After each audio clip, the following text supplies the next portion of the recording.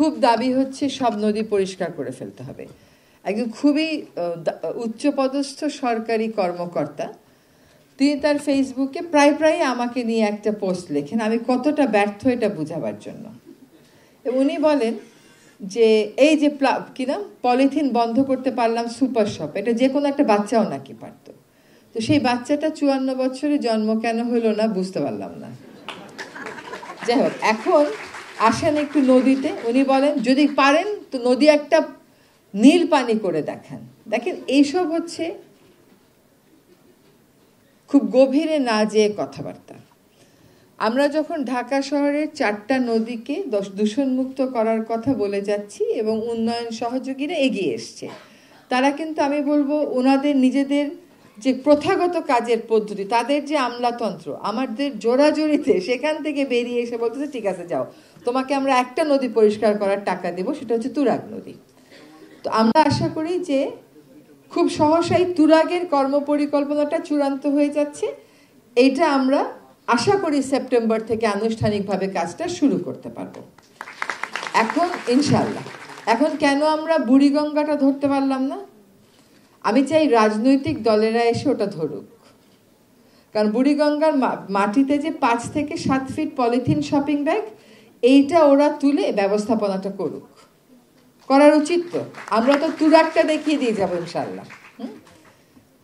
বুড়িগঙ্গাটার আমরা এমন অবস্থা করেছি যে এইটা যে কেউই হাত দিতে ভয় পায়। হ্যাঁ, এইটার এই পলিথিন তুলবো, পলিথিন কোথায় রাখবো, সেটা কেমন করে আমরা আলটিমেট ডিসপোজাল করব, এইটার জন্য যে সময় দরকার, যে পরিকল্পনা দরকার, তার ব্যাপ্তি অনেক।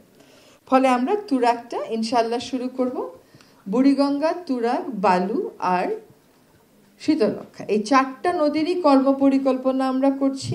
4টা নদীরই আমরা পুরা বাজেট অ্যাসেসমেন্ট করছি এবং আমরা চেষ্টা করব, আমরা এডিবি ওয়ার্ল্ড ব্যাংকের সাথে কথা বলেছি, ওয়ার্ল্ড ব্যাংক তুরাগে সাহায্য করবে বলে দিয়েছে, এডিবি তুরাগের সৌন্দর্য বর্ধনে সাহায্য করবে বলে দিয়েছে। আরেকটা হচ্ছে বাকি কয়টা হয়তো আগামী বছর জুনের আগে হবে না, তো আমরা কাজটা শেষ করে দিয়ে যাব। পরবর্তী সরকার এসে নিশ্চয়ই it will not be anything difficult for them or no extra work for them, ওনারা খালি will get into the agreement. আমরা বাকি কাজগুলো এগ্রিমেন্টে যাওয়ার, কে সাহায্য করবে, এগুলো করে দিয়ে যাওয়ার আপ্রাণ চেষ্টা করব। বাংলাদেশের 64টা জেলা থেকে 64টি নদী পরিষ্কার করার কর্মপরিকল্পনা আমরা এনেছি। আমার বিনীত আবেদন, দক্ষিণ সিটি কর্পোরেশন, উত্তর সিটি কর্পোরেশন, দয়া করে ময়লা পোড়াবেন না। You are giving extremely polluted, additionally polluted air to the people, যেটা ইনহেল করলে লাং ক্যান্সার হবেই হবে, এটা থেকে কোনো মুক্তি নেই, এটা করা যাবে না। এবার একটু আসি যে আপনাদের ব্যাপারে, সংগঠনের ব্যাপারে একটু বলি। একটা কথা হচ্ছে কি, সৎ থাকা, সৎ, নিজের কাছে নিজে সৎ থাকবেন। খালি টাকা পয়সা না নিলেই মানুষ সৎ হয় না। আপনি একটা সরকারি চাকরি করেন, মাস শেষে বেতন নেন, আপনার কাজ হচ্ছে নদী ভাঙন ঠেকানো, সরকার আপনাকে অত টাকা দিতে পারে না। নদী যখন ভাঙে মানুষটার পাশে গিয়ে তো দাঁড়াইতে পারেন, বলতে তো পারেন যে আমি এই পরিকল্পনাটা করেছি, হেড অফিসে পাঠিয়েছি, এবার পারলাম না, পরের বার পারবো।